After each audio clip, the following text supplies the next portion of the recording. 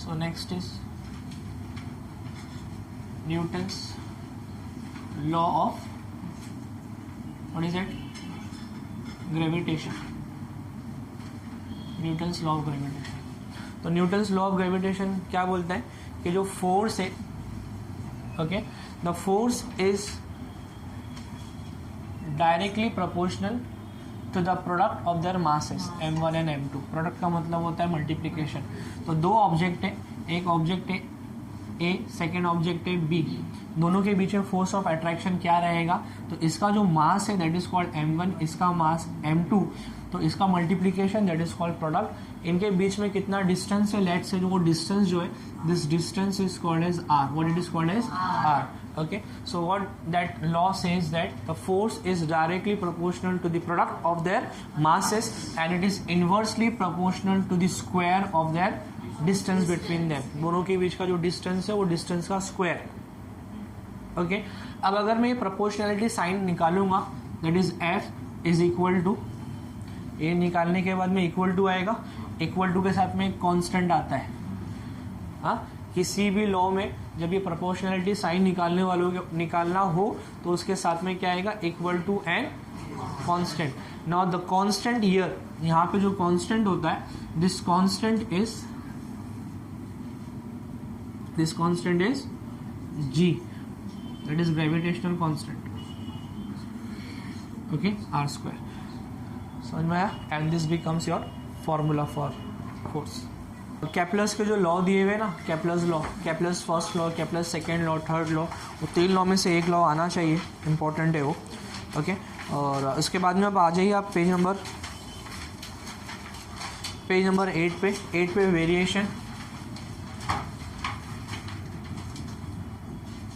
Variation दिया हुआ है. हाँ, variation in value of g, in value of g. What is that? g stands for, it's gravity. Okay, gravity.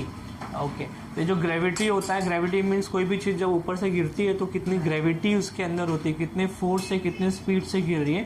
And that speed is something around 9.8 metre per second square. मतलब इतना metre एक second square में वो cover करने वाला है. तो ये ग्रेविटी कांस्टेंट है, आप कहीं भी जाओ ये ग्रेविटी आपको कांस्टेंट मिलेगा. लेकिन कुछ कंडीशंस ऐसे है कि ये ग्रेविटी किसी किसी वजह से चेंज होता है. तो उसमें फर्स्ट जो रीजन दिया हुआ है, फर्स्ट रीजन जो दिया है that is change along the surface of the earth. Change along the surface of the अर्थ. इसका मतलब क्या होता है कि अर्थ के हर एक सरफेस पे आपको ग्रेविटी अलग अलग मिलने वाली है. ऐसा क्यों होता है? क्योंकि अर्थ जो है, earth is not a sphere. ठीक है, स्फीयर नहीं है वो, it is bulging, little bit bulging outside from the equator. Equator से थोड़ा सा वो बल्ज होता है, मोटा होता है, और ऊपर की तरफ उसके पोल जो है वो दबे हुए हैं. So poles, let's say this is a north pole and the south pole and this is the centre. Centre मतलब अर्थ का बीच का जो कोर है वहाँ पे. तो यहाँ से इसका डिस्टेंस मिनिमम है. So here you can find maximum gravity. Okay, maximum gravity. और इक्वेटर पे, जैसे ये इक्वेटर है, तो इक्वेटर पे आपको कम से कम ग्रेविटी मिलने वाला है. एकदम भी कम नहीं मिलेगा, बट थोड़ा बहुत स्लाइट डिफरेंस रहेगा. तो ये इस तरीके से चेंज होता है.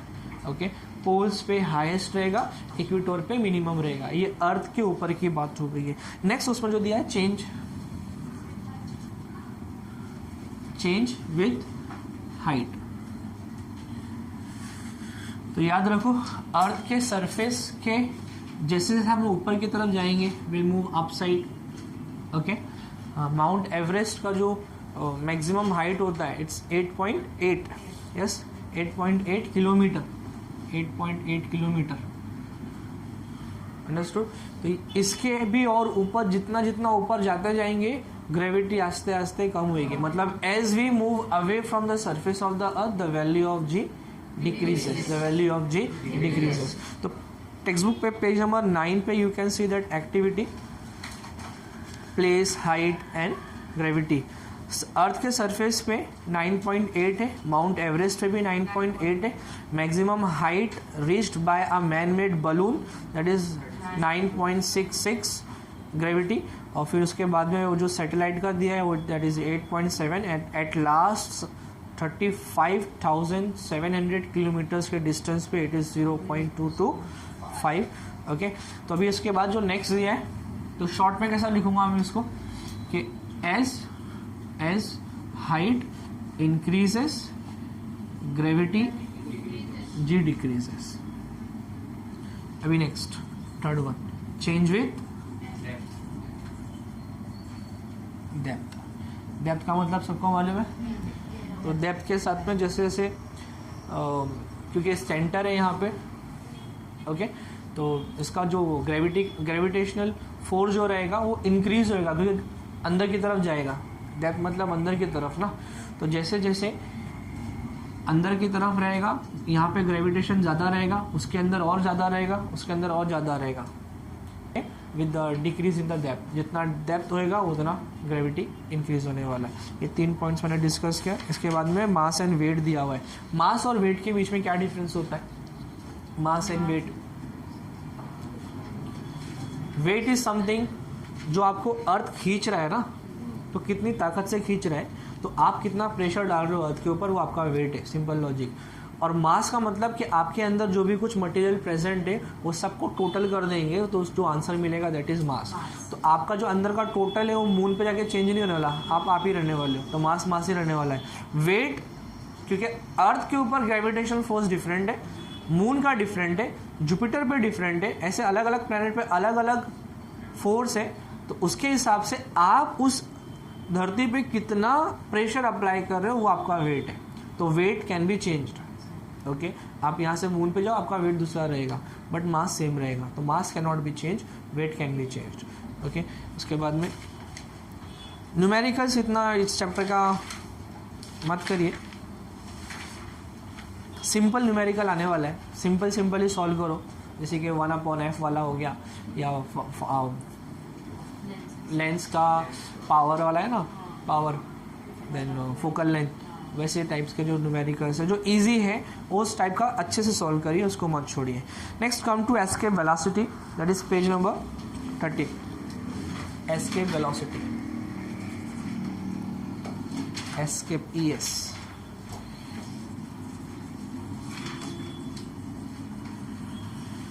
Escape velocity. एस्केप वेलोसिटी का मतलब क्या होता है कि मान लो ये सरफेस है, अर्थ का सरफेस है. ओके, अर्थ के सरफेस के ऊपर ये रॉकेट है. ये रॉकेट सरफेस से उड़ जाएगा. कब? जब इसके अंदर प्रेशर नीचे की तरफ अप्लाई करेगा.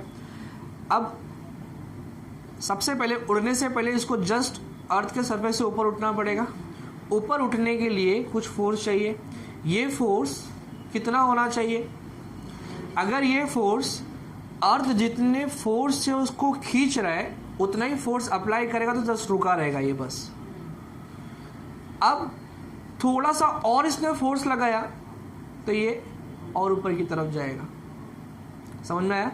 और अप्लाई किया ये और ऊपर की तरफ जाएगा. मतलब ग्रेविटेशन से उसने उसको फ्री कर दिया. ग्रेविटेशन एक फोर्स है जो उसको खींच रहा है नीचे की तरफ. इसके अंदर एक फोर्स नीचे की तरफ अप्लाई हो रहा है ताकि ग्रेविटेशन को कैंसिल कर सके.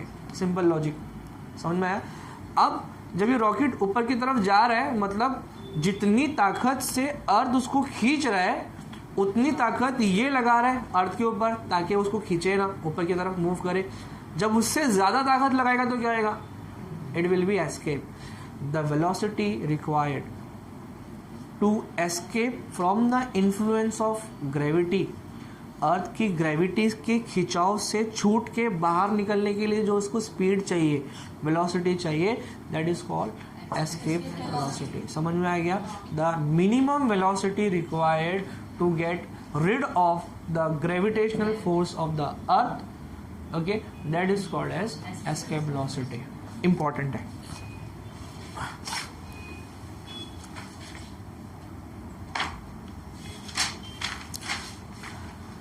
अब आ जाइए आपके सेकेंड चैप्टर पे, पीरियोडिक क्लासिफिकेशन ऑफ एलिमेंट्स.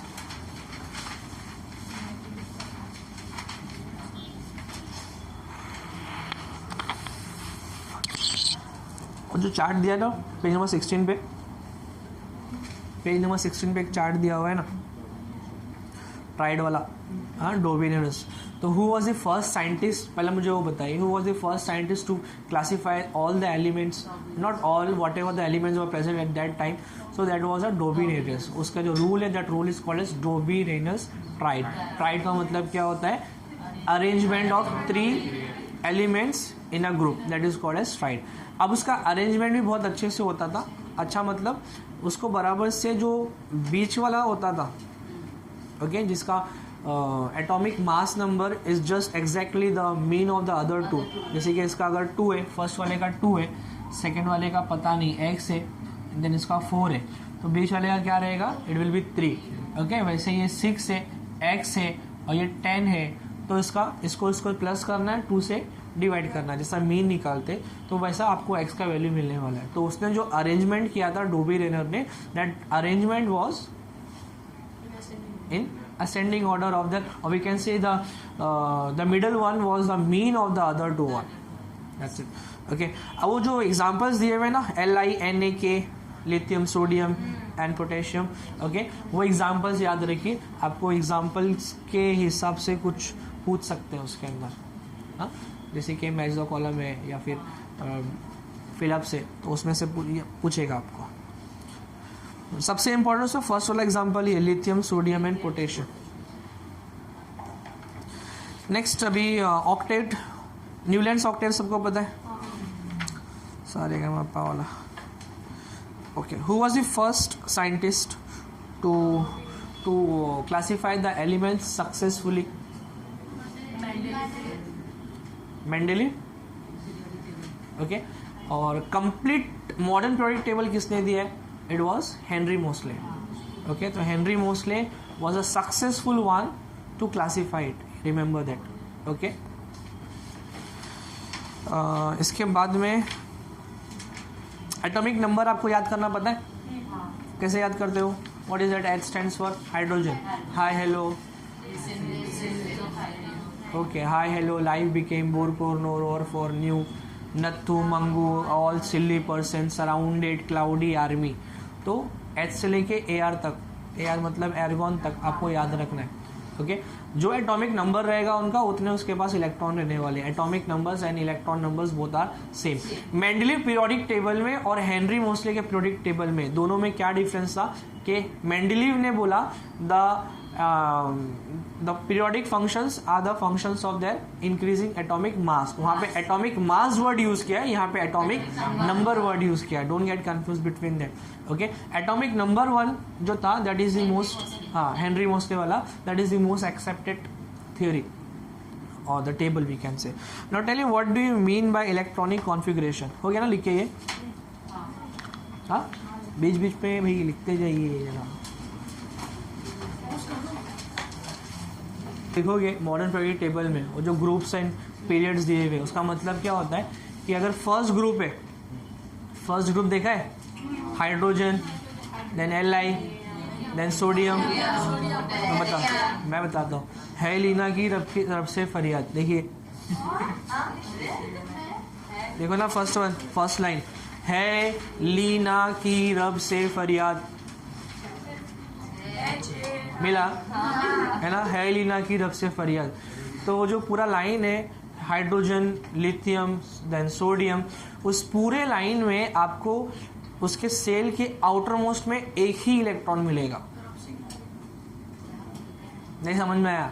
देखो पहला वाला क्या है, हाइड्रोजन, नेक्स्ट क्या है, लिथियम, नेक्स्ट क्या है, नेक्स्ट क्या है, बस बाकी का नहीं बताता। हाइड्रोजन में आउटर मोस्ट में एक इलेक्ट्रॉन है, लिथियम में कितने इलेक्ट्रॉन्स होते हैं टोटल? एटॉमिक नंबर क्या है? 3, पहला नंबर 2, नेक्स्ट 1, सोडियम में कितने होते हैं? 11, तो 2, 8, 1, देन इसका कितना नंबर है? 19, 2, 8, 8, 1, तो ये 1, ये 1, ये 1, ये 1, मतलब ये फर्स्ट पीरियड का है। समझ में आया? सेकेंड पीरियड मतलब उस पूरे सेकेंड पीरियड ग्रुप के अंदर जितने भी एलिमेंट्स रहेंगे उसके पास आउटर मोस्ट में कितने इलेक्ट्रॉन्स रहेंगे?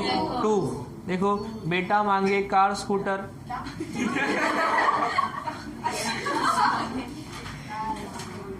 सेकेंड ग्रुप देखिए, बेटा मांगे कार स्कूटर, बाप राजी हो गया।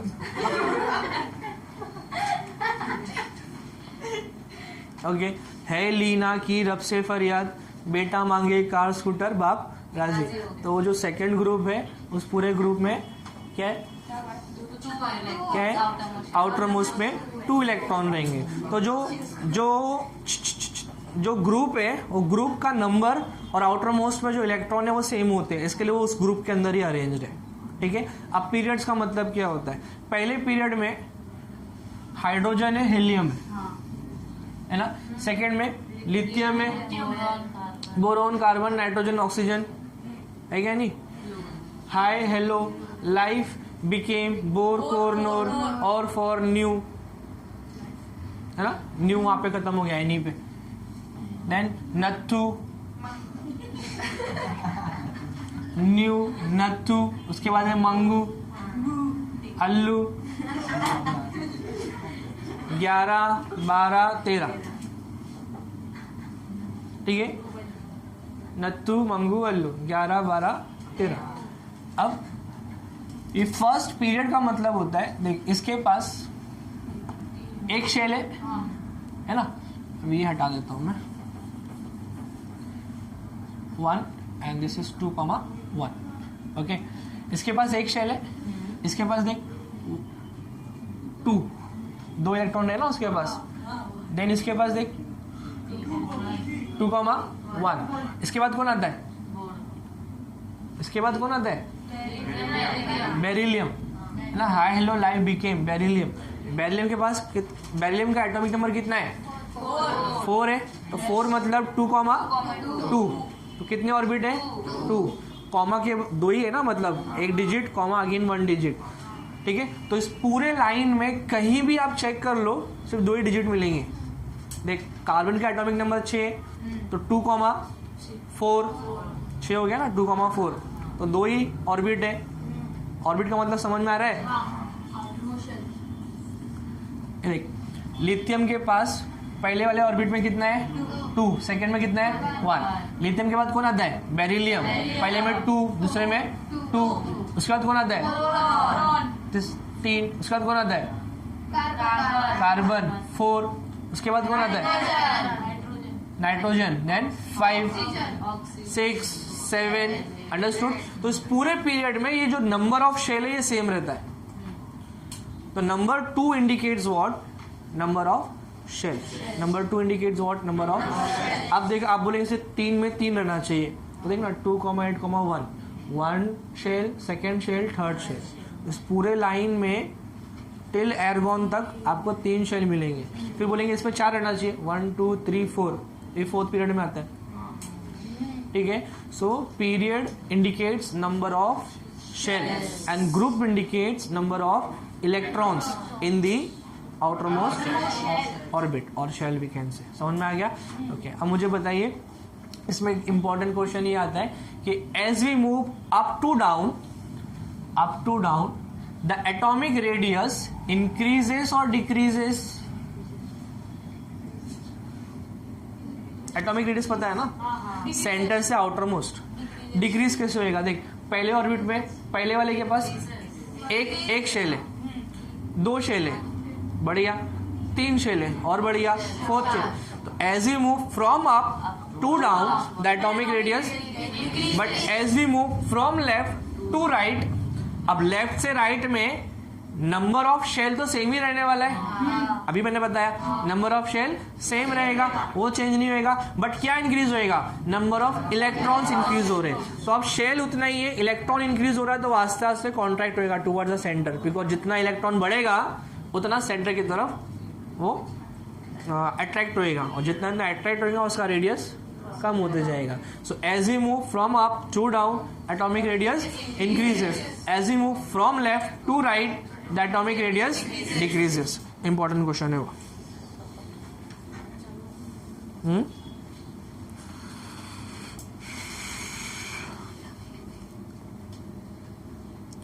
पेज नंबर 28 वो लिख लो, सब भूल जाएंगे आप लोग नहीं तो फिर। अब आ जाइए पेज नंबर 28 पे और जो choose the correct option and right the statement लिखा है ना. Molecular formula of the chloride of an atom X is HCl. इधर देखिए अभी HCl.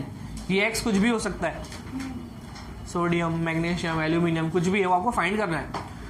अब फाइंड कैसे करना है, आगे कुछ दिया है क्या, देखो. This compound is a solid, solid बोला है, मेटल रहेगा. This compound is a solid having high melting point. Which of the following elements is present in the same group as X. बोलो.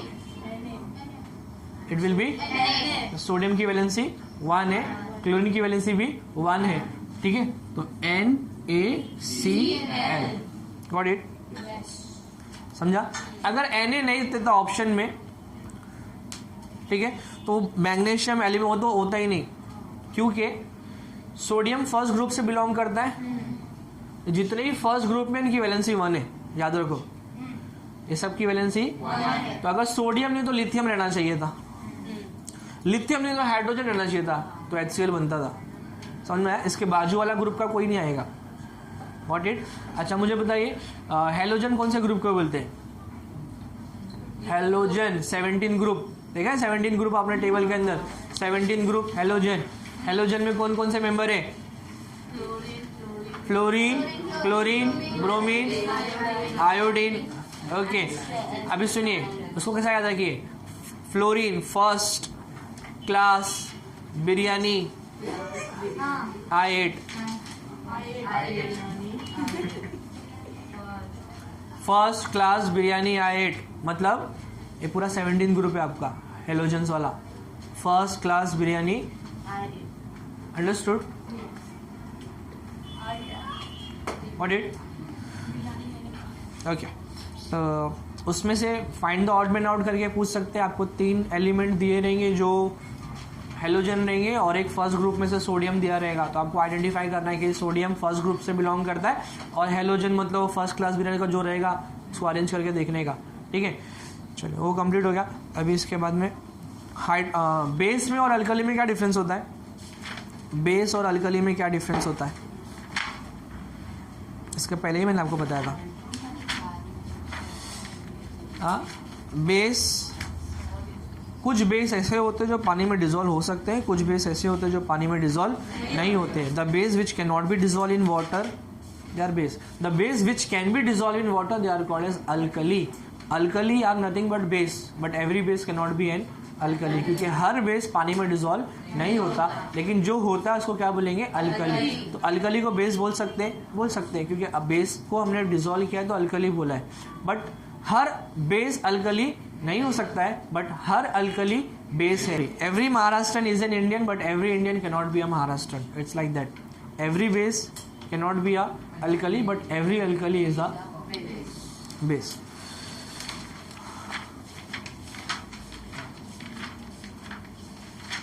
वैलेंसी का मतलब क्या होता है, number of electron that can be donated और it can be accepted, that is called as valency. Okay, एक atom अपने outer most orbit में से जो इलेक्ट्रॉन्स को डोनेट कर सकता है या इलेक्ट्रॉन्स को एक्सेप्ट कर सकता है, that number of donation and number of accepting electron, that capacity of an atom, that is called as the valency of sodium is 1 because it can donate 1 electron. The valency of chlorine is 1 because it can accept 1 electron. समझ में आ रहा है. Okay, next atomic size मैंने आपको बता दिया कब increase होता है कब डिक्रीज होता है. But what is atomic size. Atomic size होता है क्या है, कोई भी एटम में न्यूक्लियस से लेके उसके आउटर मोस्ट ऑर्बिट तक का जो डिस्टेंस होता है, okay, that decides the atomic size. Understood.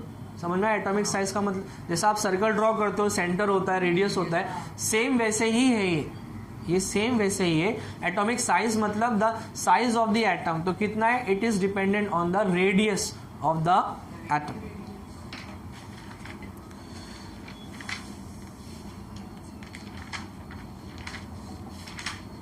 इसमें एक एक्टिविटी आती है,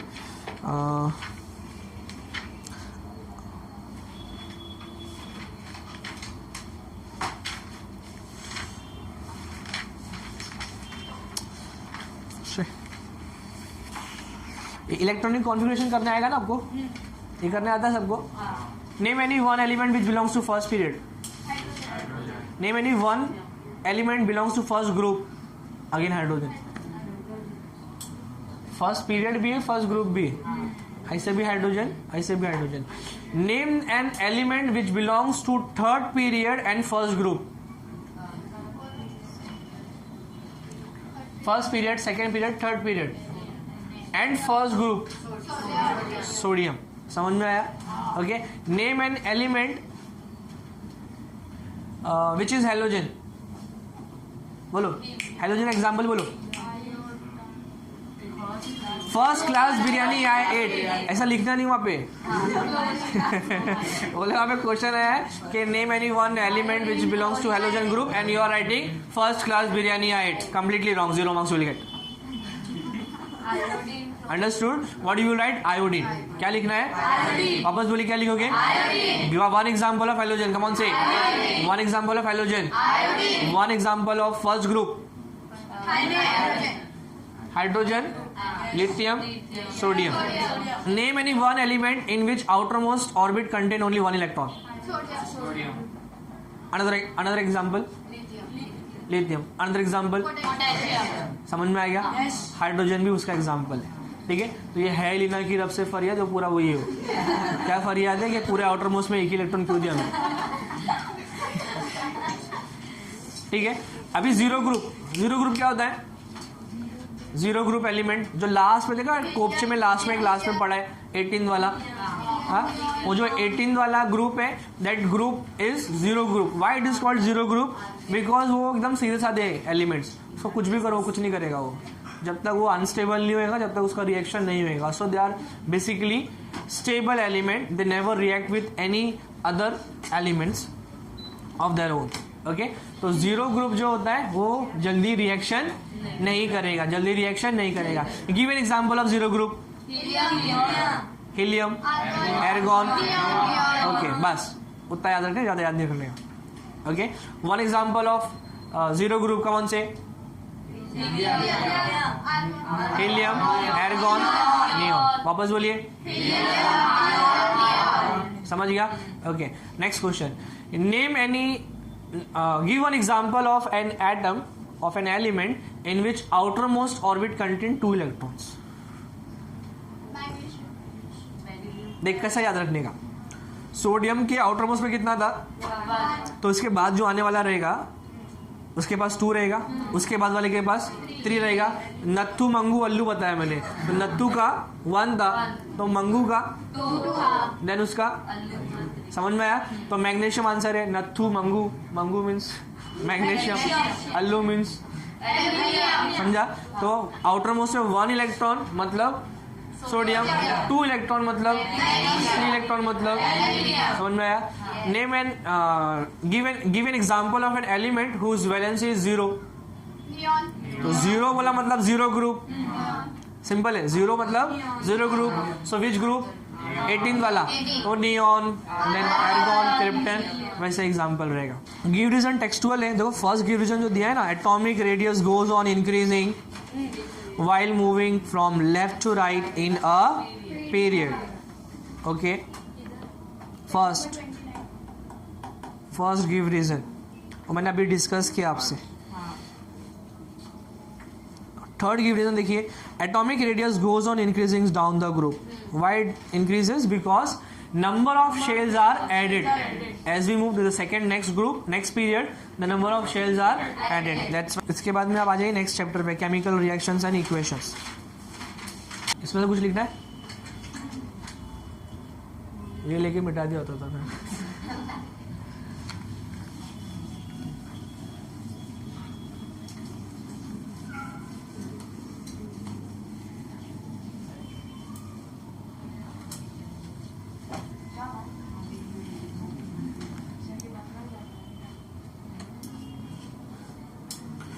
ओके. अभी नेक्स्ट चैप्टर जो केमिकल रिएक्शन एंड इक्वेशन है, केमिकल रिएक्शन इन इक्वेशन. इस चैप्टर में बैलेंसिंग पार्ट में शायद आपको डिफिकल्टी आती रहेगी कि कैसे बैलेंस किया जाता है. तो उसके पहले मैं आपको सब डेफिनेशंस एंड ऑल बता देता हूँ. इसमें कुछ टोटल कुल मिला के नहीं, जो बेसिक टाइप्स है रिएक्शन के फर्स्ट वाला है कॉम्बिनेशन रिएक्शन, सेकेंड है डीकम्पोजिशन, थर्ड है displacement, double displacement. Combination reaction is a reaction in which two elements they combine to form a single product, that is called combination. Decomposition उसका उल्टा होता है. मैं आपको बेसिक एग्जांपल देके बताऊंगा कि A plus B will give you AB. This is called as combination reaction. अब अगर AB is giving you A plus B, this is called as decomposition reaction.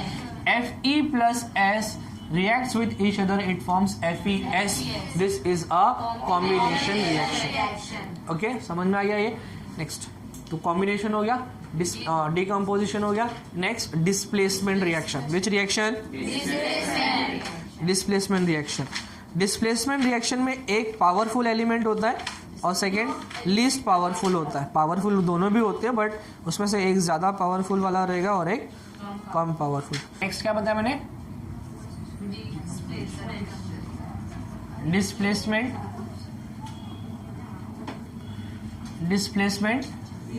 Reaction. अभी डिस्प्लेसमेंट रिएक्शन क्या होता है कि A plus B C will give you, A जाएगा उसके place पे, B आएगा इसके प्लेस पे. समझा? ये देखो, AB plus C will give you CB plus A. This is called as displacement reaction. Exam में एग्जाम्पल पूछेगा तो कृपया ये एग्जाम्पल ना लिखिए. ऐसे बहुत सारे बंदे हैं, बोले सर ने जो पढ़ाया था ना वो A plus B A minus B, बोले वो फुल हुए वैसे ही लिख के आ गया. अरे भाई ये समझाने के लिए है. हाँ, इसके एग्जाम्पल्स मतलब क्या, जैसे कि CuSO4 plus Fe. Okay, CuSO4 plus Fe. Now this Cu is A, this SO4 is B, and this one is C. Now this C is reacting with, so you will get FeSO4 plus you will get, समझ में आ गया? Okay, अब इसकी इतनी ताकत कि इसने कॉपर को हटा के खुद आ गया. मतलब ये पावरफुल है कि ये पावरफुल है? तो यहाँ पे रिएक्शन हमेशा ऐसा होएगा जो मोस्ट पावरफुल रहेगा वो ही रिप्लेस कर सकता है लीस्ट वाले को. समझ में आया? ओके. अभी नेक्स्ट एग्जांपल क्या है? डबल डिस्प्लेसमेंट रिएक्शन का. तो डबल डिस्प्लेसमेंट में AB plus CD will give you, देखो ये जो है ना, इसको समझिए पहले. ये जो है ये एलिमेंट है, क्या है? ये एलिमेंट 1 है और ये एलिमेंट 2 है. ये आयन है, क्या ये आयन, ये भी आयन. यहां पे एक्सचेंज क्या होता है पता है? इसका आयन उसके पास जाएगा, उसका आयन इसके पास आएगा. सिंपल है. अंडरस्टूड क्या बोला मैंने? इसका आयन उसके पास जाएगा, उसका आयन इसके पास जाएगा. तो A will remain A, C will remain C, D will come here, AD, B will go there. समझा? इसका डेफिनेशन क्या रहेगा? The type of chemical reaction in which the ions of a compound are mutually exchanged between the two elements, between the two compounds. This type of reaction is called as. इस reaction की speciality ये है कि इसमें PPT form होता है. क्या form होता है? PPT stands for what? Precipitate. Okay, तो प्रेसिपिटेट बनता है जो डिसॉल्व नहीं होता है. तो अगर PPT का सिंबल आपको ऐसा दिख गया, कैसा होता है PPT का symbol? The arrow pointing towards downward. This symbol is called as precipitate. Okay, तो अगर ऐसा प्रेसिपिटेट का सिंबल आपको मिल गया मतलब ये कौन सा रिएक्शन है? डबल डिस्प्लेसमेंट रिएक्शन है. समझ में आया? आपको ऐसा कुछ मिलेगा एकदम लंबा चौड़ा और फिर एक छोटा सा, फिर एक्सचेंज हो रहा है, वो एक्सचेंज नहीं, वो डिस्प्लेस हो रहा है, तो डिस्प्लेसमेंट. दो मिलके एक बन गया तो क्या है? तो आपको समझ में आ गया ये. Now what do you mean by redox reaction? तो उसके पहले ऑक्सीडेशन और रिडक्शन पढ़ना पड़ेगा. What do you mean by oxidation? Oxidation oxy means oxygen को ऐड करना, डेशन. The reaction in which oxygen is added that is called oxidation. The reaction in which oxygen is remove that is called reduction. Oxidation का definition बहुत अलग अलग तरीके से दिया हुआ है. तो मैं बताता हूँ आपको. Oxidation means addition of oxygen और रिमूवल ऑफ हाइड्रोजन. ऑक्सीजन को ऐड करो या हाइड्रोजन को रिमूव करो, that process is called as oxidation. इसका अलग रिडक्शन क्या रहेगा? The reaction in which oxygen is removed or hydrogen is added, that is called as reduction.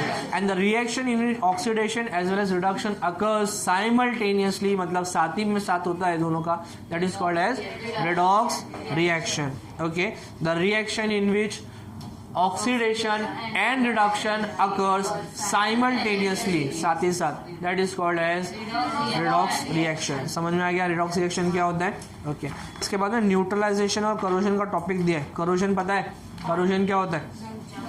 जंग लगना. तो जंग मतलब जो रस्टिंग होता है. तो corrosion is a slow process, very important ना this is. Corrosion is a slow process. Corrosion is a slow process of decay of metal. Corrosion is a slow process of decay of metal when it reacts with the atmospheric oxygen, atmospheric moisture or acid present around it. This is called as corrosion. Corrosion अच्छा नहीं होता. Corrosion की वजह से बहुत कुछ damages होते हैं. Bridges they get collapse, buildings collapse because of corrosion. Noble metal जो होते हैं gold and all, तो noble metal में corrosion नहीं होता है. Now tell me why the grills of the doors and the windows are painted to prevent rusting, that is corrosion. समझ में आया क्वेश्चन? वो जो ग्रिल्स होता है ना, तो ग्रिल्स को हम लोग पेंट करके रखते हैं. पेंट क्यों करते? ताकि ऑक्सीडेशन उसका नहीं होना चाहिए. Preparing dilute sulfuric acid from concentrated sulfuric acid in the laboratory, the concentrated sulfuric acid is added slowly to the water with constant stirring. कितने लोगों को इसका मतलब समझ में आया? मतलब कितने लोगों को समझ में आया इसका?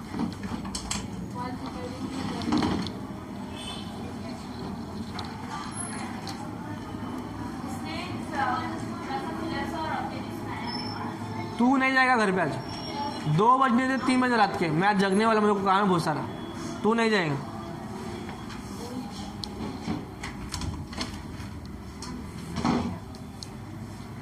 तो मालूम पड़ना चाहिए ना झूठ बोलने का क्या अंजाम.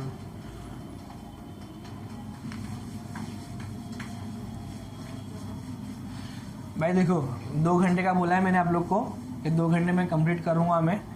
तो मैं कोई संत और बाबा हुआ तो हूँ नहीं मैं.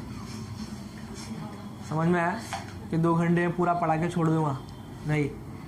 2 घंटे अच्छे से अभी भी फटाफट जा रहा हूँ मैं. स्लोली जाऊँगा तो कम से कम पूरा रिवीजन 8 से 10 घंटे का रिवीजन, मतलब अच्छे से रिवीजन. उसको शॉर्ट तो जितना शॉर्ट कर सके मैं तो 1 घंटे में ख़त्म कर सकता हूँ. समझ में आया? और शॉर्ट करने बोलेंगे स्कूल में को बोले भाई जरा आधा 1 घंटा प्रॉक्सी पीरियड है, लेके जाके रिवीजन लेके आओ, तो आधे घंटे में ख़त्म कर सकता हूँ. क्या करूँगा? टॉपिक वाले बोल दूँगा ये टॉपिक हो गया ख़त्म. और 10 मिनट और बचेगा मेरे को. ठीक है. तो अगर अभी आज नहीं हुआ तो हम लोग कल थोड़ा कंटिन्यू करेंगे. ठीक है. तो कल 4 बजे वापस कंटिन्यू करेंगे. अगर आज 10 बजे तक कंप्लीट नहीं हुआ तो 10 के बाद तो रोक नहीं सकता हूँ मैं आप लोग को, फिर दूर दूर से आती पब्लिक. अच्छा वो जो क्वेश्चन दिया है ना, while preparing a dilute sulphuric acid, तो सबसे पहले समझिए कि कॉन्सेंट्रेटेड क्या होता है, डाइल्यूट क्या होता है. कॉन्सेंट्रेटेड और डाइल्यूट. कॉन्सेंट्रेटेड मतलब एकदम प्योर फॉर्म रहेगा, उसमें कोई मिलावट नहीं, that is called concentrated. Dilute का मतलब होता है जिसमें अच्छा मिलावट, मतलब पानी को ऐड किया जाता है, that is called as dilute. अब हम लोग जब कॉन्सेंट्रेटेड से डाइल्यूट बनाते, मतलब एसिड में वाटर डालना है. समझ में आया? एसिड में क्या डालना है? वाटर डालना है. जब कभी हम लोग एसिड के अंदर वाटर डालते हैं तो एक्सोथर्मिक रिएक्शन होता है. कौन सा रिएक्शन होता है? And because of exothermic reaction वो जो एसिड है ना पूरा उड़ जाता है. उड़ता है मतलब ऐसा भाप बन के नहीं निकलता है. जैसा आप किसी पानी में पत्थर फेंकते हो तो कैसा वो उछलता है, तो वैसा उछलता है. एंड बिकॉज ऑफ दैट, क्योंकि उसमें एक्सोथर्मिक रिएक्शन हो रहा है, वो उड़ेगा वो, तो आपके फेस पे आ जाएगा, आपके हाथ पे आ जाएगा, आपके कपड़ों पे आ जाएगा. So there may be an accident. तो हम लोग क्या करते हैं, पानी को एसिड के अंदर नहीं डालते, एसिड को पानी में डालते. पता है क्यों? समझ गए क्यों? क्योंकि अब मेरे पास ये इतना पूरा ये वाटर है, अंडरस्टूड, वाटर है. अब एसिड को मैं ड्रॉप बाय ड्रॉप डाल सकता हूं तो उसको मिक्स करने के लिए आसानी रहेगी। समझ में आया? वाटर ज़्यादा है, पानी कम है, एसिड कम है। ओके, अब मैं एसिड को थोड़ा थोड़ा उसके अंदर स्टील करते करते रिलीज करूंगा, and this how I will preparing my dilute sulphuric acid. Sulphuric acid बहुत डेंजरस होता है, ठीक है। अब अगर मेरे पास ये पूरे बीकर में एसिड है, इसके अंदर मैं वाटर ऐड करूंगा तो इसमें ज़्यादा एनर्जी है, ज़्यादा एनर्जी एक्सोथर्मिक रिएक्शन रहेगा और कुछ एक्सीडेंट उसमें हो सकता है। तो अब वो आंसर आप पढ़ोगे तो आपको पूरा अच्छे से याद हो जाएगा, याद हो ही जाएगा, जो बताया ना वही लिखा रहेगा उसके अंदर। ओके, एयर टाइट कंटेनर वाला क्वेश्चन देखिए। It is recommended to use air tight container for storing oil and for long time. Oil वगैरह जो होता है ना, जब वो खुले में रखते हैं हम लोग तो उसका रिएक्शन ऑक्सीजन के साथ में होता है, ऑक्सीडेशन रिएक्शन होता है, जिसको हम लोग बोलते हैं रेंसिडिटी। बिकॉज ऑफ रेंसिडिटी वो खाना जो ऑयली सब्सटेंस है वो खराब हो जाता है, रेंसिड स्मेल आता है उसमें से। रेंसिड मतलब एकदम खराब स्मेल जो आपको अच्छी नहीं लगती है ना, तो वो स्मेल ना आए, मतलब उसका रेंसिडिटी ना हो, तो उसको हम लोग एयर टाइट कंटेनर में पैक किया जाता है। ये जो वेफर्स वगैरह के जो पैकेट्स आते हैं उसके अंदर ऑक्सीजन नहीं होता, उसमें नाइट्रोजन गैस भर के दी जाती है ताकि उसको 2-3 महीने तक प्रिजर्व कर सके। अगर ऑक्सीजन भर के देंगे तो क्या आएगा, खराब हो जाएगा। अंडरस्टूड? खराब ना हो, ऑक्सीडेशन ना हो, इसके लिए उसमें नाइट्रोजन गैस भरी जाती है। बैलेंसिंग का मतलब क्वेश्चन ऐसा दिया रहेगा, calcium carbonate reacts with water. Okay, या कैल्शियम कार्बोनेट इज हीटेड, यहाँ पे ऐसा क्वेश्चन दिया है। सो when calcium carbonate is heated, calcium carbonate CaCO3, calcium carbonate, इसको हीट करेंगे तो ये बन जाएगा CaO, that is calcium oxide plus carbon dioxide gas will be evolve. Carbon dioxide gas will be evolve, ठीक है। CaCO3 plus CaO, it will give CaO plus CO2 gas will be evolve. Heat कर रहे हैं, heat के लिए हम लोग को क्या सिंबल यूज करना है, ट्राइंगल। ओके, कैल्शियम कार्बोनेट का एक और नाम है, क्या बोलते हैं इसको, कैल्शियम कार्बोनेट का एक और नाम है, L से स्टार्ट होता है, LLI, लाइम स्टोन। क्या बोलते हैं उसको, फिलअप से क्वेश्चन पूछेगा तो नहीं लिखोगे ना आप, सर ने पढ़ा ही नहीं था, रिवीजन भी नहीं लिया उसका, और पूरे 6-7 महीने तुमने पढ़ा ही नहीं कभी लाइम स्टोन, पता नहीं कहाँ से दे देगी। मेरे टेक्स्ट बुक रीड किया करो ज़रा। हाँ, तो इसको कैसा लिखने का, अच्छा लिखने का भी तरीका देखिए। आपने इक्वेशन लिखा, इसके नीचे इसका नेम डालना है आपको, calcium carbonate, okay, and this one is calcium oxide and this is carbon dioxide. वो नहीं लिखेंगे तो भी चलेगा, ओके, बट क्यों चांस लेने का लिख दो, कार्बन डाइऑक्साइड। जो छोटी मोटी चीज़ें जैसे ऑक्सीजन है, हाइड्रोजन है, इसका नाम नहीं लिखते हम लोग, क्योंकि पता है सबको हाइड्रोजन है, ऑक्सीजन है, बट ये नाम आपको नहीं भूलना है। कैल्शियम कार्बोनेट है, कैल्शियम ऑक्साइड है, जो मेन जिस पे डिपेंडेंट है वो आप ना भूलिए। लिखना कैसे है, when calcium carbonate is heated, ये स्टेटमेंट लिखना जरूरी है आपको, स्टेटमेंट नहीं, मार्क्स नहीं, ओके। क्या है statement, when calcium carbonate is heated. देखो ये ए भी था ना, ये A+B हो गया ना, कौन सा रिएक्शन हुआ, so when calcium carbonate is heated it decompose to form calcium oxide and carbon dioxide gas is evolve. समझा? और डिकम्पोजिशन वर्ड कैसे निकला, क्योंकि ये मेरे को समझ में आ गया, ये A और B था, वो A और B अलग अलग हो गया। समझा? अभी नेक्स्ट एग्जाम्पल देता हूँ मैं आपको। Mg magnesium ribbon is burn. क्या क्वेश्चन रहेगा, मैग्नीशियम रिबन इज बर्न। तो मैग्नीशियम का जो रिबन होता है, स्ट्रिप होता है, जब उसको बर्न करते हैं तो क्या होता है, तो मैग्नीशियम रिबन मतलब Mg, ओके, ये हो गया मैग्नीशियम। बर्न कर रहे हो तो बर्न करने के लिए यहाँ पे फायर तो लिखेंगे नहीं हम लोग, लिखेंगे नहीं, लिखेंगे, तो यहाँ पे हम लोग लिखते हैं ऑक्सीजन, क्योंकि बर्न करेंगे तो बर्निंग के लिए ऑक्सीजन जरूरी होता है, विदाउट ऑक्सीजन बर्निंग नहीं हो सकती। तो बर्निंग के लिए क्या जरूरी है, ऑक्सीजन जरूरी है। जब मैग्नीशियम को ऑक्सीजन के साथ में रिएक्ट करोगे तो फिर ये बन जाएगा MgO, मैग्नीशियम ऑक्साइड उतना ही रहता, ठीक है। O2 क्यों नहीं रहता?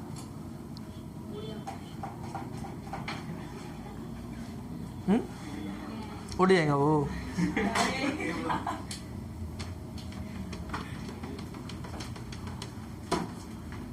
मैग्नीशियम की वैलेंसी कितनी है? 2। कौन से पीरियड में आता है? सेकेंड। ऑक्सीजन का एटॉमिक नंबर कितना है?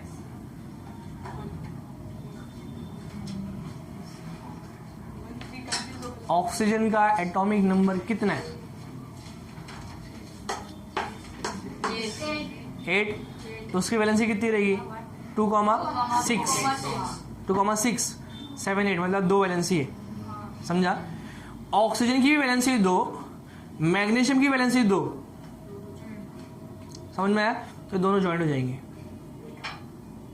Got it?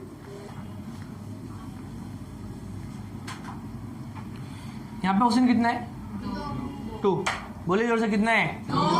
इधर ऑक्सीजन कितना है? 1। इधर कितना है? इधर कितना है? इधर कितना है? इसको 2 कर दे, हो गया। अभी mg कितना हो गया? इधर कितना है? इसको 2 कर दे, बैलेंस हो गया वो, समझा। अब आप बोलेंगे कि जो मैंने बताया ना मैग्नीशियम की वैलेंसी 2 है, ये सब सेम हो गया उसका भी, ठीक है। अब अगर अपने को लिखने का MgCl2 मैग्नीशियम क्लोराइड, तो हम लोग लिखते हैं MgCl2। अब यहाँ पे क्लोरीन की वैलेंसी कितनी है? 1 है भाई। 2,8,7 17 नंबर है ना उसका, 17। 2,8,7 तो 7 मतलब उसको एक और चाहिए, तो वैलेंसी कितनी है? 1। मैग्नीशियम की वैलेंसी कितनी है? 2। तो मैग्नीशियम कितने इलेक्ट्रॉन देगा? 1 इलेक्ट्रॉन एंड 2 इलेक्ट्रॉन। ये इलेक्ट्रॉन कौन लेगा? एक क्लोरीन आके ले लेगा, ये सेकेंड। तो MgCl हाउ मच? समझ में आया 2 क्यों आता है? एक मैग्नीशियम के साथ में कितने क्लोरीन आएंगे? 2 क्लोरीन आएंगे, क्योंकि मैग्नीशियम की वैलेंसी कितनी है? 2। तो 2 इलेक्ट्रॉन दिया तो 2 क्लोरीन आएंगे लेने के लिए उसको, समझा। यहाँ पे 2, इसने 2 इलेक्ट्रॉन दिया, इसने 2 इलेक्ट्रॉन ले लिया, तो 2 ऑक्सीजन नहीं आएंगे, उसने खुद अकेले 2 इलेक्ट्रॉन ले लिया, समझा। क्योंकि ऑक्सीजन की वैलेंसी कितनी थी? 2। इसकी कितनी थी? 2। तो इसने 2 इलेक्ट्रॉन डोनेट किया, 2 इलेक्ट्रॉन डोनेट किया। क्लोरीन होता तो अलग अलग आता, ऑक्सीजन बोलेगा भाई ये भी मेरे को दे दे, वही मेरे को दे दे, ये बन जाएगा MgO, समझा। वहां पे MgO2 O2 O2 कुछ नहीं आ जाएगा। वो आपका ये वाला क्वेश्चन बाद में करेंगे, उसका थोड़ा प्रिपेयर करना पड़ेगा क्वेश्चन के साथ। हाँ, इसका स्टेटमेंट कैसा लिखेंगे? When magnesium ribbon is burned in the presence of oxygen, there is an oxidation reaction when the magnesium ribbon is burned to form magnesium oxide. खत्म, सिंपल।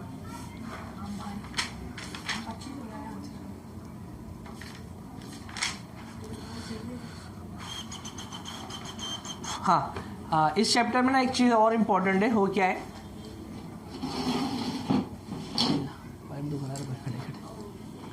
ये नहीं, क्या बोलते हैं, PPT पता ना? PPT precipitate. तो प्रेसिपिटेट का 2-3 प्रेसिपिटेट के नाम याद कर लीजिए, ओके। 2-3 प्रेसिपिटेट के नाम याद कर लीजिए, और उसका कलर क्या होता है? अब हर एक का थोड़ी वाइट रहेगा ठीक है, तो हर एक का वाइट नहीं रहेगा, किसी का येलो रहेगा, किसी का कुछ रहेगा। उसके नाम याद करिए और नाम के साथ उसका कलर याद कर लीजिए, ठीक है। एक हाँ, प्रैक्टिकल की बुक में आपको मिलेगा ये, ठीक है। ये काम कर लेना घर पे, नोट कर लो तो भूल जाओगे, जो बोल रहा हूँ नोट कर लो, अदरवाइज घर पे के सब भूल जाओगे, बोलेंगे सब एसिड में मिलाया था कि पानी में मिलाया था, कुछ समझ में नहीं आ रहा है।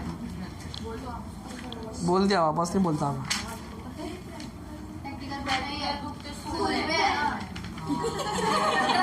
वापस नहीं मिले आप लोग? है ना? फोटो सेंड कर देना, सब लोग देख लेंगे। ग्रुप में सेंड करना। तो ग्रुप में करेगा ना, कि साइड में ईमेल में थोड़ी करेगा वो।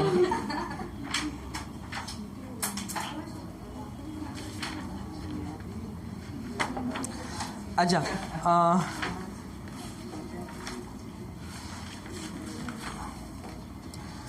और पता है लास्ट पेज पे, पेज में 45 पे एक एक्टिविटी दी है,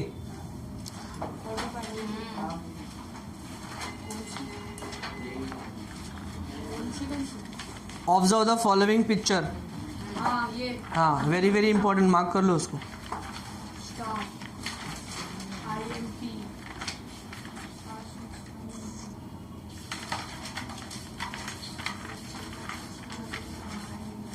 अबे मेरी पेंसिल दो की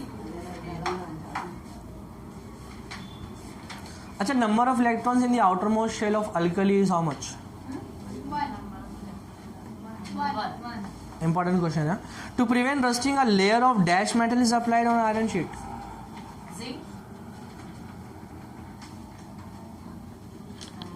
बोलिए. To prevent rusting a layer of endothermic exothermic reaction पता है? चलिए, पेज नंबर 46 पे वो जो रिएक्शंस दिए ना, identify reaction, balance the reactions, okay, वो सारे के सारे इंपॉर्टेंट है. और जो टेबल दिया है, match the column in the following, match the column in the following table displacement, वो समझ जाएगा ना अभी आपको. जिसमें वो एरो दिखा ना नीचे की तरफ, आंख बंद करके, कौन सा है वो? डबल डिस्प्लेसमेंट रिएक्शन में. ठीक है, चलिए अभी नेक्स्ट चैप्टर आपका effect of electric current.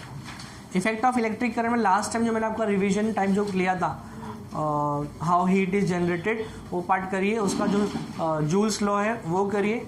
Application याद रखिए, शॉर्ट सर्किट वाला और ओवरलोडिंग वाला. Short circuit and overloading. ठीक है, वो वाले वीडियो में सब लोग कर लेना. तो उसको रिवाइज नहीं कर रहा हूँ मैं, रिवाइज वो हो गया वो समझो. पावर सावर पता है ना. अच्छा, राइट हैंड थंब रूल क्या है? राइट हैंड थंब रूल, देखो, करंट को यूज करके हम लोग मैग्नेटिक फील्ड को प्रोड्यूस कर सकते हैं. करंट को यूज करके मैग्नेटिक फील्ड. अब मैग्नेटिक फील्ड की बात करूंगा तो मैग्नेट के आसपास मैग्नेटिक फील्ड होती है. लिखिए.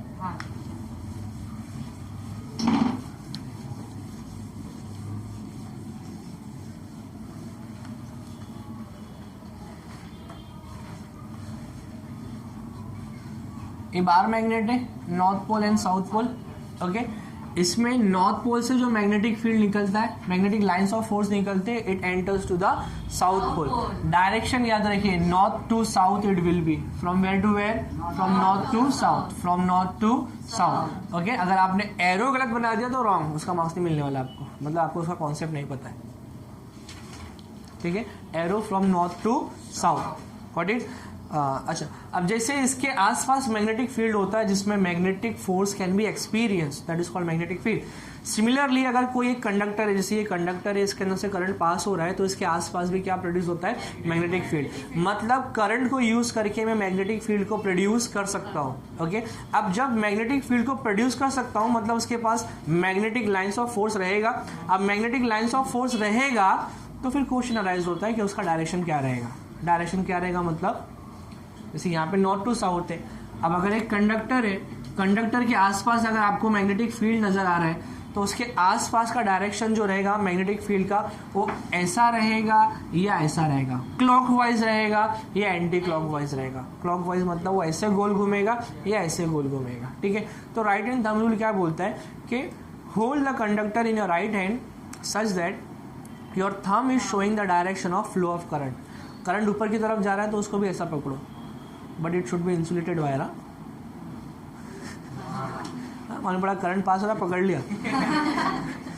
इंसुलेटेड मतलब उसके ऊपर कवरिंग रहना चाहिए. Hold the conductor in your right hand such that your thumb shows the direction of current. अगर करंट नीचे की तरफ जा रहा है तो कैसा होल्ड करने का उसको? ऐसा. ठीक है, तो आप ऐसा कर लेंगे उसको, ऐसा होल्ड करना है, समझा? Okay, so hold the conductor in your right hand such that your thumb is showing the direction of current. Then the curled finger इस डायरेक्शन में from here to here will show the direction of magnetic field. नीचे की तरफ रहेगा तो from this side to this side. ठीक है, Fleming's left hand rule, right hand rule important है. उसमें डिफरेंस क्या है? लेफ्ट हैंड रूल में और राइट हैंड रूल में क्या डिफरेंस है? वो खाली एक वर्ड का डिफरेंस है. हाँ, induced current. Fleming's left hand rule में करंट इंड्यूस करंट नहीं है. राइट हैंड रूल में इंड्यूस करंट वर्ड यूज करना है. लेफ्ट हैंड रूल क्या बोलता है? Stretch your forefinger, middle finger and your thumb in such a way that they all are mutually perpendicular to each other. ये इससे perpendicular, देखो ये इससे परपेंडिकुलर, ये इससे perpendicular.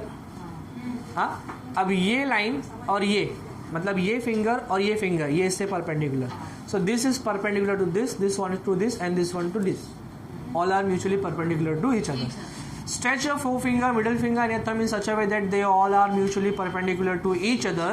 If your middle finger shows the direction of current, forefinger shows the direction of magnetic field, then the thumb denotes the direction of motion of the conductor. अब right hand rule क्या बोलता है? ये left hand rule था, मैंने right hand बताया आपको, ये लेफ्ट हैंड रूल था। Okay, now right hand rule says that stretch your forefinger, middle finger and the thumb in such a way that they are mutually perpendicular to each other. ये same है, आपको समझ में आ रहा है ना? हाँ, ठीक है, तो ये सब mutually perpendicular to each other. Now if your thumb shows the direction of motion of conductor, forefinger shows the direction of magnetic field, then the middle finger, वहाँ पे हमने करंट वर्ड यूज किया था, यहाँ पे is the direction for the induced current का मतलब current था नहीं, प्रोड्यूस हो गया, that is called as induced current. Okay, so that part is important. and वो जो प्रिंसिपल है ना इलेक्ट्रिक मोटर का, वो कैसे वर्क करता है, वर्किंग एंड ऑल, वो इंपॉर्टेंट है। जनरेटर में एसी जनरेटर डीसी जनरेटर का distinguish, AC current DC current का डिस्टिंग्विश इज इम्पॉर्टेंट। उसमें शायद प्रॉब्लम नहीं रहेगा आपको एसी डीसी के अंदर। एसी करंट डीसी करंट कितना फ्रीक्वेंसी होता है?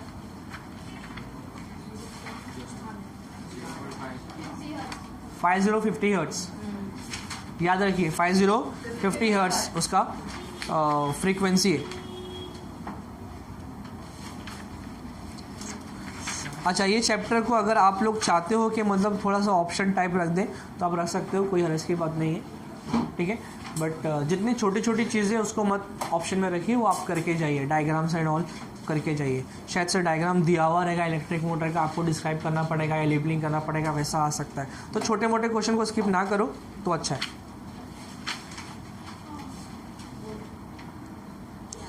पेज नंबर 6060, उसमें एक्सप्लेन द डिफरेंस जो दिया है। Question number 4, AC generator DC generator.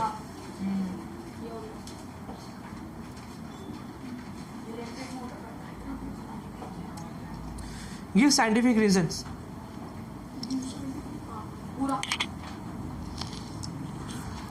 पूरा बेटा 6 महीने से नहीं पढ़ा तो आज क्या पढ़ेगा? फर्स्ट वाला देखो, tungsten metal is used to make solenoid.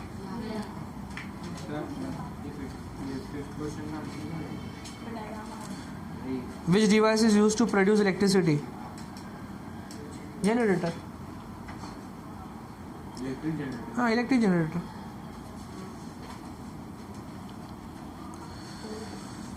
Solve the examples. अगर आपके जो छोटे छोटे सब कुछ हो गया है तो ये डिफिकल्ट वाले पे जाइए, अदरवाइज जो मैंने आपको बताया पहले पावर का सॉल्व करिए, ओके, फोकल लेंथ का सॉल्व करिए, लेंस वाला सॉल्व करिए, वो ज़्यादा इंपॉर्टेंट है। और जो डायग्राम दिया है 10th वाला, name the following diagrams and explain the concept. Right hand and left hand rule का दिया है ना वो। हाँ, तो पहला वाला कौन सा हैंड है वो ना? देखो ना, राइट हैंड ऐसा रखे तो डायग्राम बराबर बनता हो। लेफ्ट हैंड को ऐसा रख के दिखा फर्स्ट डायग्राम में नहीं ना पॉसिबल। याद रखना, एग्जाम में ऐसा आएगा ना तो याद, बात याद कर लेना। Solenoid is very very important. Solenoid is very very important, okay. Heat chapter कुछ नया आया है इस साल, तो मज़ा आएगा वो पढ़ने में भी शायद आपको, ठीक है। उसके अंदर एनोमलस बिहेवियर अच्छे से करिए, लेटेंट हीट और unit of heats, okay, due points, इसके अंदर से डेफिनेशन करिए अच्छे से। डेफिनेशन के लिए मेन चैप्टर है ये।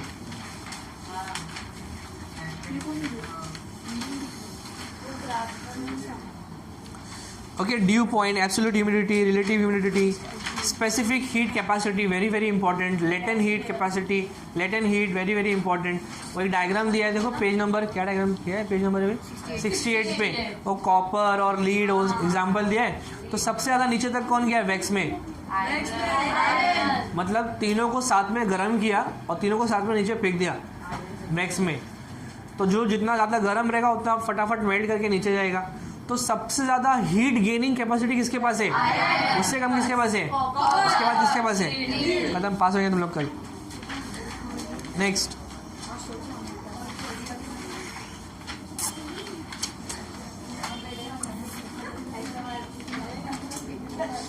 Fill-ups. The amount of water vapor in air is determined in the terms of its dash. I repeat, the amount of water vapor in the air is determined in terms of its dash. भाई जो बाहर वातावरण में जो जल होता है, जल की मात्रा होती है जो हवा के रूप में होती है, क्या बोलते हैं उसको?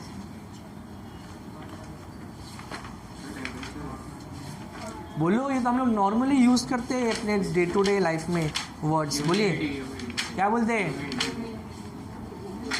तुम लोग को, है ना? अच्छा, मेरे को तुम लोग ऑब्जेक्टिव मतलब आज तक पढ़े नहीं।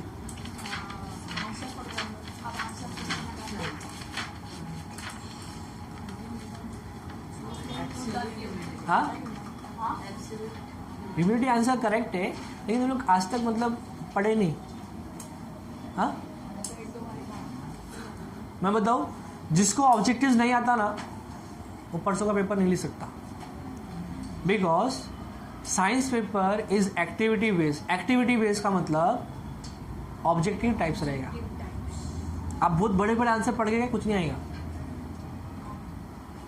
समझ में आया? लेकिन बड़े बड़े आंसर पढ़ के गए, नहीं पढ़ के गए तो भी कुछ नहीं लिख पाएंगे। कहने का मतलब ये है कहने का मतलब ये है कि जब तक आप आंसर नहीं पढ़ोगे ना, वो एक्टिविटी नहीं कर सकते हो। समझ में आया? तो एक्टिविटी मतलब ऑब्जेक्टिव टाइप्स क्वेश्चंस रहेंगे, बट वो ऑब्जेक्टिव टाइप्स क्वेश्चन आपके थ्योरी में से ही रहेगा। तो थ्योरी पढ़ के रट्टा मार के जाओगे, ऑब्जेक्टिव्स करने नहीं आता, आपने कभी प्रैक्टिस नहीं किया तो नहीं लिख पाएंगे आप। समझ में आया? तो आप ऑब्जेक्टिव्स के लिए प्रैक्टिस करिए जरा, घर पे जाने के बाद आते हैं।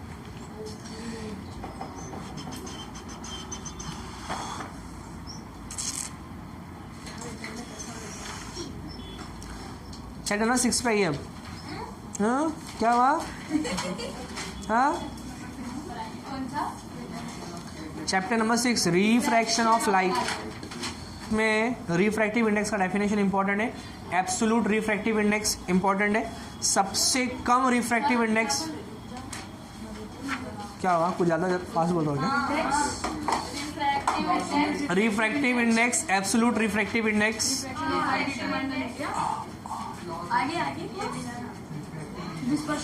ए भाई चुप ना जरा, अभी वो जो रिफ्रैक्टिव इंडेक्स का टेबल दिया है, चुप एकदम, आवाज बंद। एयर में सबसे कम है, वो याद रखिए, least in air most in diamond. सबसे कम एयर में, सबसे ज्यादा डायमंड में। मनीष बेटा इधर दिए हैं। सबसे कम एयर में, हाँ ठीक है। अभी वो रिफ्रैक्टिव इंडेक्स का फॉर्मूला है velocity of light in medium 1 in medium 2, आता ना वो? हाँ, उसका न्यूमेरिकल्स आता। गुड, उसका न्यूमेरिकल करिए। नीचे देखो 3 डायग्राम दिया है ना, तो कितना बैंड होता है, कब बैंड होता है, क्यों बैंड होता है, वो पता है आपको। तो जब वो रेयर से डेंसर में आएगा तो बैंड टुवर्ड्स नॉर्मल, जब वो डेंसर से रेयर में जाएगा बैंड्स अवे फ्रॉम परपेंडिकुलर आया, नो बैंड नहीं, सीधा जाएगा, ठीक है। पहले वाले केस में जब रेयर से डेंसर में आया तो I is greater than R, याद रखिए।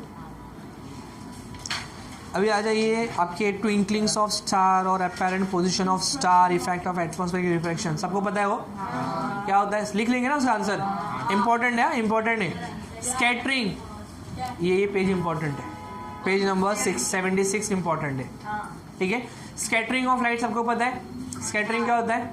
लाइट का फैलना, जो लाइट फैलती है that is called scattering, okay. Prism का जो एक्सपेरिमेंट करने वाला सबसे पहला वाला कौन सा साइंटिस्ट था? वो सर आइजैक। तो क्या चाले की उन्होंने प्रिज्म को लेके? प्रिज्म में से व्हाइट लाइट पास होती है, ओके। वो व्हाइट लाइट जो पास होती है तो it gives us 7 different bands of colour that is called as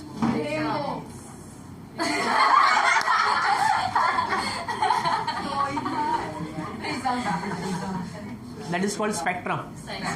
spectrum जो है ओके उसमें स्पेक्ट्रम में टोटल 7 कलर्स होते हैं विबग्योर की फॉर्म में, violet, indigo, red, total 7 colours होते हैं। 79 हाँ। न्यूमेरिकल्स इंपॉर्टेंट है, फिलअप्स फर्स्ट फिलअप इंपॉर्टेंट है, refractive index depends on the dash of.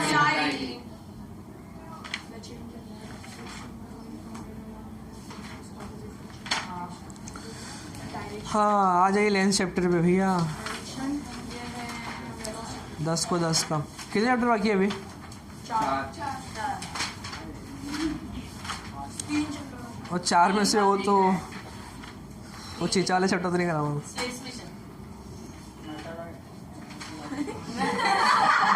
क्या अपने नाम कर मेटलर्जी इसमें है, मेटलर्जी। लेंसेस में रे डायग्राम इंपॉर्टेंट है।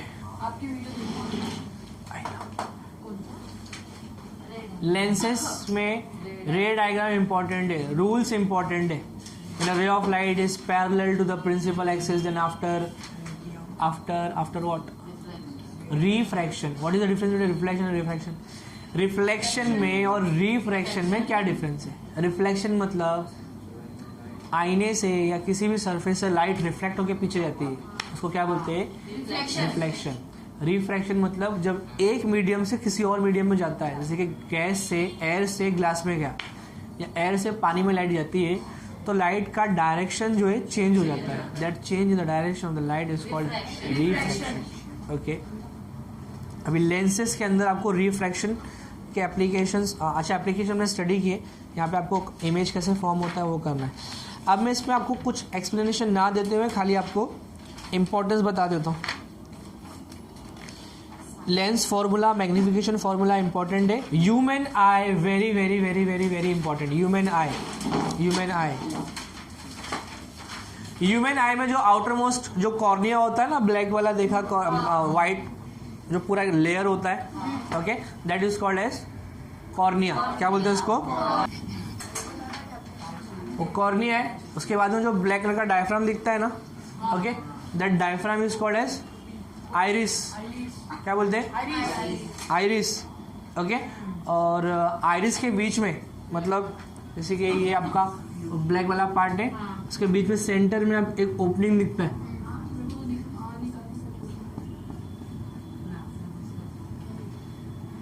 ठीक है, ये जो सेंटर का ओपनिंग है इसको हम लोग बोलते हैं प्यूपिल। प्यूपिल, ठीक है, आइरिस। ओके, तो iris is a black colour diaphragm and प्यूपिल is a small opening which opens into the आई। प्यूपिल के पीछे होता है लेंस। लेंस, लेंस कौन सा शेप का है? ये कॉन्वेक्स। ओके, कॉन्वेक्स शेप है। अच्छा, लेंस के ऊपर और नीचे यहाँ पे क्या अटैच्ड है? These are ciliary muscles. What they are? Ciliary muscles. Okay, ciliary muscles क्या करता है? It contracts and relax, it can change the shape of the lens, that is the function of the ciliary muscles. चलिए अभी start करता हूँ मैं वापस से।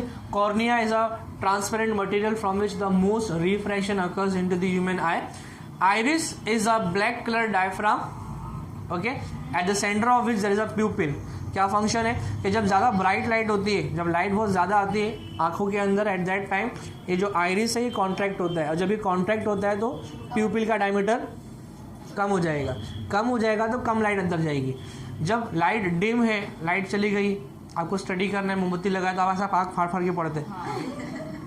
तो आँख फाड़ना मतलब क्या? आपका जो आइरिस है उसको आप रिलैक्स करते हो, ओके, और जब उसको आप ज़्यादा स्ट्रेच करेंगे साइड से तो बीच का जो प्यूपिल है वहाँ का ओपनिंग ज़्यादा हो जाएगा, तो ज़्यादा लाइट अंदर एंटर करेगी। It will give you a good sensation of vision there. Okay, that is the function. इसके बाद में सिलियरी मसल्स क्या करता है? अपना ह्यूमन आई जो है it can focus at different places, है ना। हम लोग पास की चीज़ को भी देख सकते हैं, हम लोग दूर की चीज़ों को भी फोकस कर सकते हैं। So we have that power to focus at different places at different distance. This is called as power of accommodation. Power of accommodation. अच्छा, डिस्टेंस ऑफ डिस्टिंक्ट विजन क्या है? कम से कम मिनिमम डिस्टेंस रीडिंग के लिए कितना होना चाहिए? 25 सेंटीमीटर। आई बॉल का 2.5 सेंटीमीटर का डायमीटर दिया है, वो नहीं। ओके, इसके बाद में नेक्स्ट है रेटिना। तो रेटिना क्या है, एक मेम्ब्रेन है, इसके पीछे एक मेम्ब्रेन होता है। Okay, so this membrane is called as retina. What it is called as retina. तो रेटिना के लिए एक वर्ड मैं यूज करूंगा, retina is photo sensitive membrane. Okay, आप यहां से जो भी कुछ देखते हो that image is form directly on the retina, that is form directly on the retina. Retina पे इमेज बनता है और रेटिना से कनेक्टेड होते हैं nerve fibres. Okay, and this nerve fibres are then connected to your brain. When they are connected to your brain. So whatever you are seeing, that light enters into the lens, from lens that light enters into the membrane. Okay, that membrane is nothing but we can say it's a screen, photosensitive screen, we can say screen, SC screen. Okay, screen के ऊपर वो light का image का formation होएगा and from that image will be carried towards the brain. Brain उसको analyse करता है और ब्रेन में कैसे होता है वो नहीं स्टडी करना है, खाली आपको ये खाली इतना पता, ये नर्व फाइबर्स होते हैं। Okay, nerve fibre, nerve optic fibres, optic nerves बोलेंगे उसको, ऑप्टिक नर्व। समझ में आ गया। अब यहाँ पे एक स्पॉट होता है जहाँ पे बहुत ज़्यादा सेल्स होते हैं, अच्छे खासे सेल्स होते हैं, जहाँ पे आपका विजन बहुत अच्छा होता है। अगर इमेज वो स्पॉट के ऊपर आके बनता है, इसका मतलब विजन बहुत अच्छा है, क्लियरली आपको दिखता है। मैक्यूला इंपॉर्टेंट है। मायोफिया, हाइपरमेट्रोफिया, 100 and 101, 2, 3 कितना परसेंट ले लो वो पढ़ गए हो। अच्छा, वो जो यूजेस ऑफ कॉन्वेक्स लेंस दिया है ना, वो डायग्राम दिया रहेगा, आपको आइडेंटिफाई करने बोल सकते हैं, हाँ, या वो किस चीज़ के लिए यूज करते हैं वो आपको पूछ सकते हैं। So in that manner that is important. Page number 92 पे जो मैच द कॉलम दिया है मिला, वेरी वेरी इंपॉर्टेंट डायग्राम मैंने आपको ऑलरेडी बताया। गिव रीजन का फर्स्ट वाला very very important, give scientific reason, first वाला very very important.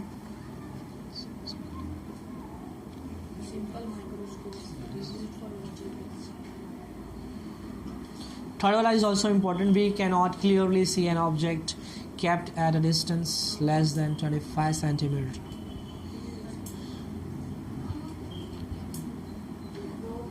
Minimum distance eyes का और उसका उतना ही रहना चाहिए जितना मैंने बताया 25, ताकि इमेज अच्छे से फॉर्म हो सके। फोकल लेंथ, फोकस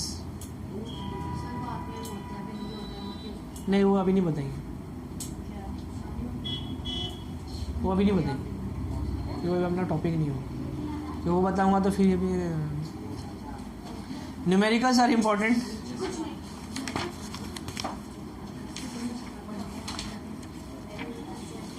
मेटलर्जी का पूरा चैप्टर मैंने डाला है, उसमें से आप कर लीजिए। इंपॉर्टेंस खाली बता देता हूं मैं।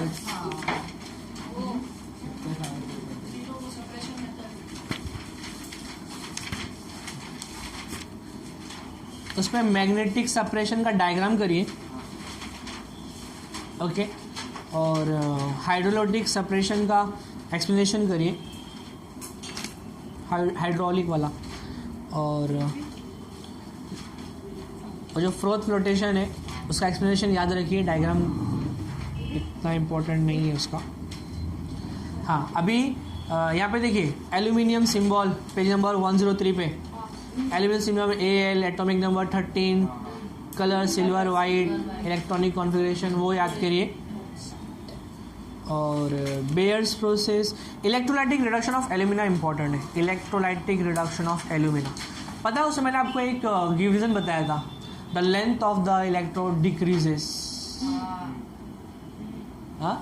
It has to be replaced again and again, कि कार्बन उसका जो है वो रिड्यूस होते रहता है आस्ते आस्ते, and then finally it gets disappear. तो वो इम्पॉर्टेंट है। इसके बाद में वो जो सीरीज है ना, रिएक्टिविटी सीरीज, कहाँ दी हो?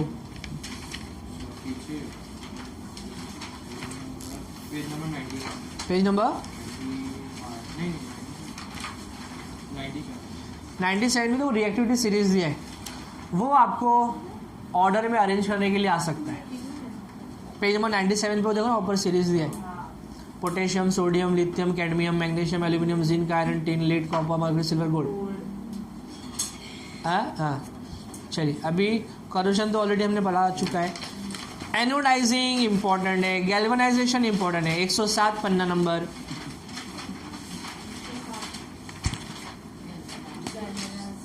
एलॉइंग का वो जो परसेंटेज दिया है ना, वो परसेंटेज ना याद करें, लेकिन कौन से एलॉय में क्या यूज़ किया जाता है वो इम्पोर्टेंट है, वो याद करिए।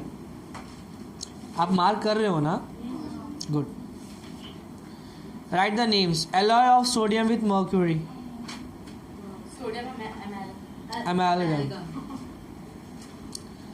एमैलगम नहीं।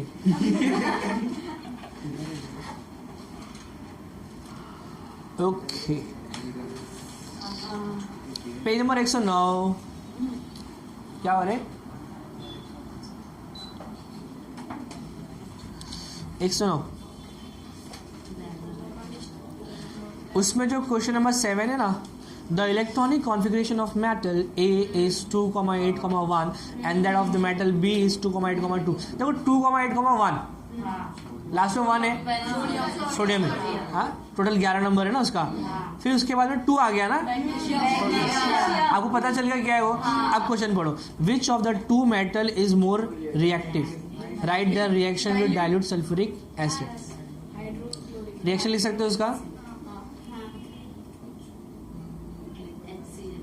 सोडियम और मैग्नीशियम कौन सा रिएक्टिव है वो आप करिए उसके अंदर से, और उसको लिखो, very very important. Question number 6 is important. HOTS question के टाइप्स का है, लॉजिकल क्वेश्चंस। 6, 7, 11, 6, 7, 11। गिव रीजन में sodium is always kept in kerosene. अभी उसको मार के भगाया हुआ से। Okay, that is very very important. उसके बाद में फर्स्ट वाला, लेमन और tamarind is use to cleaning copper. और मैंने अभी अभी आपको बताया था, anodes are to be replace from time to time during electrolysis of alumina. वो करिए। कार्बन चैप्टर में सबसे इंपॉर्टेंट क्वेश्चन जो है, classification of hydrocarbon. Classification of hydrocarbons. Okay, electronic dot and dot cross structure है ना, पेज नंबर 113 पे। That is important.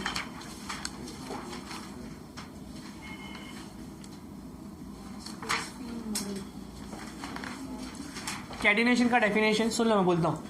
Catenation का डेफिनेशन आप लोग लिख सकते हो, सुने होते तो फिर आज लेने की जरूरत क्या पड़ती है। लिखो। Catenation, isomerism, homologous series, functional group का वो match the column. I repeat, catenation, isomerism, functional group, homologous series, distinguish between saturated unsaturated. क्या बताया मैंने लास्ट, क्या बताया? होमोलोगस सीरीज और फंक्शनल ग्रुप। हाँ, saturated unsaturated distinguish, alkane alkene alkyne का डिस्टिंग्विश। ओके, और सब्स्टिट्यूशन रिएक्शन, हाँ, एडिशनल रिएक्शन,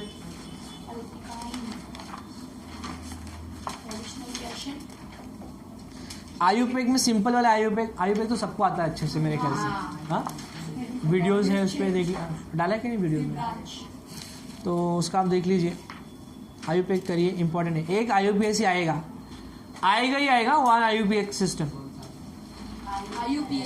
हाँ, फुल फॉर्म क्या है? फुल फॉर्म ही पूछ सकते हैं, इंटरनेशनल यूनियन ऑफ, मालूम पड़ा? आयुपेक इंपॉर्टेंट है, आयुपेक इंपॉर्टेंट। पूरा आयुपेक अच्छे से पढ़ के गए, क्वेश्चन आया write the full form of IUPAC, वही नहीं पढ़ के, फुल फॉर्म में आना चाहिए।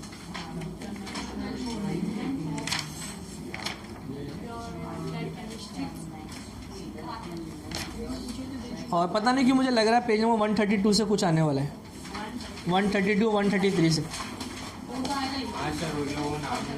हाँ, तो स्ट्रक्चर दिया रहेगा, identify the structure. What is the full form of PVC? PVC.